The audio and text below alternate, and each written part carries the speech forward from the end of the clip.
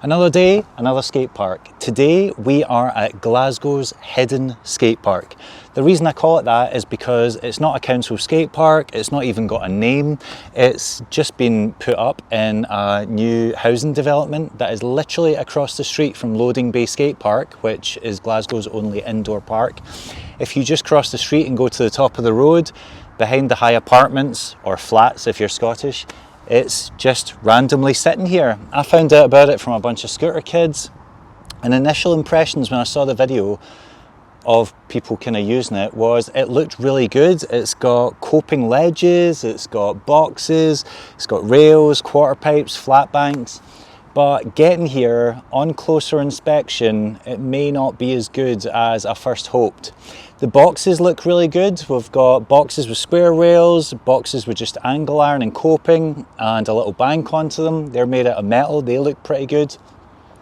The quarter pipes on the other hand definitely look shoddy. They don't look like they've been made by ramp builders. In fact, I know they've not been made by ramp builders because they're really uneven and just poorly finished. Some of the edges have got like lips on them that you can easily catch on, and all the coping here is made out of chrome. No self-respecting skate park builder would use chrome. They would always use steel because everyone knows that chrome is notoriously sticky. And there's just some really odd choices. One of the coping boxes, or whatever you want to call it, goes straight into grass, so it's absolutely pointless. And some of the coping ledges, they're just not even. The concrete comes up and kind of meets where the chrome is, so you're definitely going to catch your wheel or your frame or your boot or whatever on the concrete and stick. And this obstacle that I'm sitting on, for example, the coping almost comes level with the banked box that's underneath it, so you can just easily slam straight into the bank if you miss a grind, which seems like a little bit of a design flaw. And then the best thing in this park, or what I thought was the best thing, was the really long coping box, which is on the right hand side. It's nice and long, but upon inspection it's actually got a really short uphill run up, which is going to make it difficult to get to the end. And on top of that, the coping isn't flush all the way along. It starts off at the bottom sticking out on top, but then as you get up to the start it's almost flush with the concrete. So again, I'm predicting there's going to be a lot of sticking and it's just not going to be as easy to get along. Definitely not going to be able to do anything particularly difficult or technical on it. And I've also got the impression that this park is on a slope. I can't be certain yet until I've actually put my skates on and rolled around, but it definitely feels like it's on a slight hill. So everything you're going to be doing is going this way. Anything going this way is going to be harder. But it's got an incredible view of the whole city of Glasgow. It's in a nice quiet area. I don't understand why the property developers made this. This was definitely not made by the council or a concrete ramp company, because they've not put their details anywhere, which they normally do in Scotland. And if I'd just bought one of these brand new flats, which have got to be over £200,000, I wouldn't be particularly happy if there's a skate park right outside my front door where potentially on evenings and weekends loads of loud kids are going to be congregating, and at night potentially drinking and being lady and smashing the place up. So I wonder if they were consulted before it was actually made, or this was considered to be some kind of added bonus for young families or whatever. But I'm gonna see what I can get, try and get a few tricks on every obstacle and see how we go.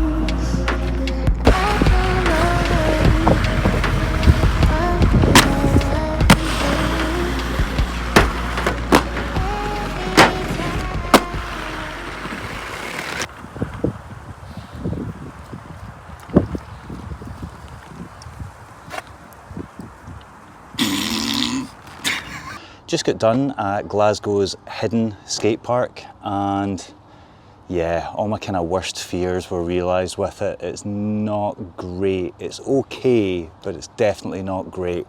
Basically, the whole skate park, as I feared, is on a slope, which is fine if you're going down the way, but if you're coming back up, it's an absolute struggle. And in addition to the skate park being on a slope, it's also on a hump going down the way. So if you're skating from side to side, you kind of have to also go slightly uphill as well, which makes it annoying hitting some of the coping ledges.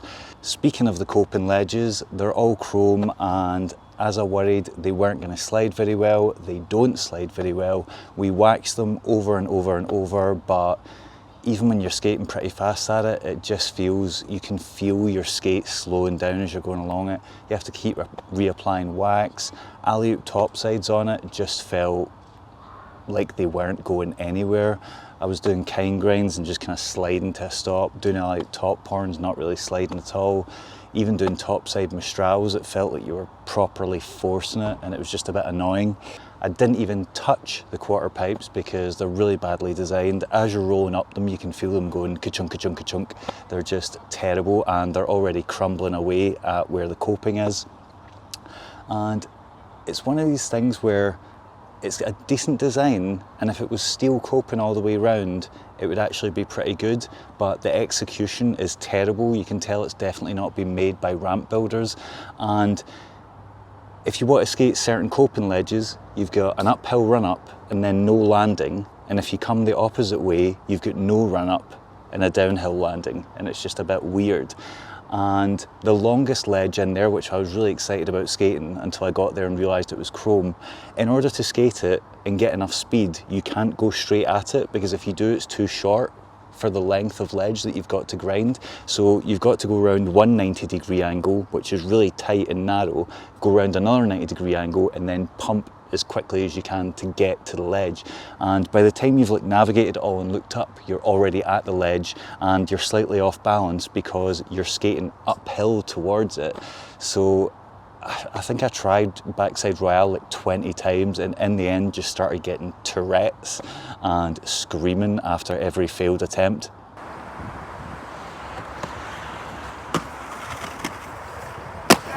Stinking!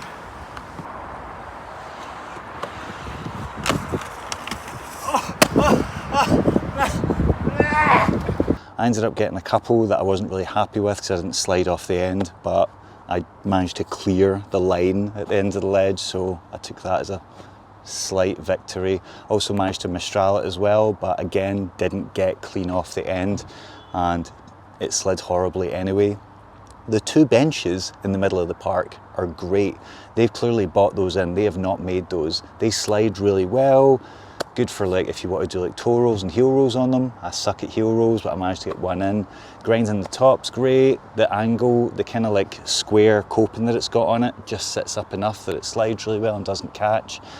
And there's just other elements of the park that would be really good if they were just thought out a little bit better. The ledge with the little kind of bank underneath it, that ledge would be fine on its own. You've got all the run up in the world, all the landing in the world, it'd be brilliant. But they've, for some reason, positioned this really tight, sharp, little kind of banked box thing that if you miss a grind, you just slap into it, which I found out, thankfully not on camera, because it was painful and I just lay there for a bit whimpering. So it's one of these places that I would definitely recommend checking it out if you're in the area, but it's not great. If you're going to Loading Bay Skatepark, walk up the hill and check it out, but if it's a rainy day, you're going to go to Loading Bay Skatepark because it's indoor and it's got loads of other stuff. And on a good day, even on a good day, I probably wouldn't recommend this park. Glasgow's got so many other better places to go. You can go to Kelvin Grove, you can go to the Arches DIY, you can go to all the street spots we've got, you can go to the Clydeside ledges. There's just so many other better options in this place, and I don't understand why the residents would be happy with having a skate park right outside their flat that they've just built. The flats behind me have just been finished and are new builds, so I imagine are pretty expensive, and I'm a skater and I wouldn't want a skate park outside my front door because you're just going to have people being there loud, leery, drinking, smoking, being annoying, and I don't want that around my kids. And we were talking to a construction worker. Well, Elliot was talking to a construction worker, and he asked him if any of the residents had actually complained about it.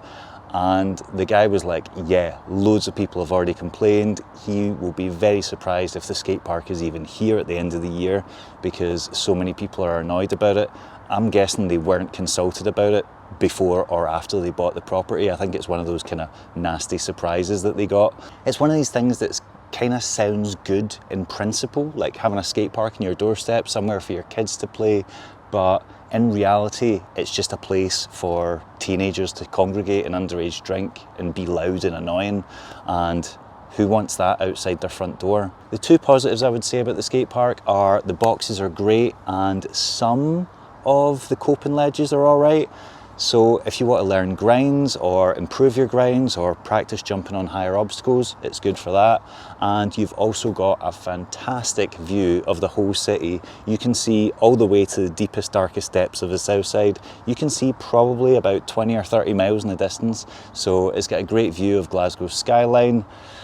In terms of the park itself, yeah, I definitely wouldn't recommend making any plans to come to the city just for this. There are definitely better options available.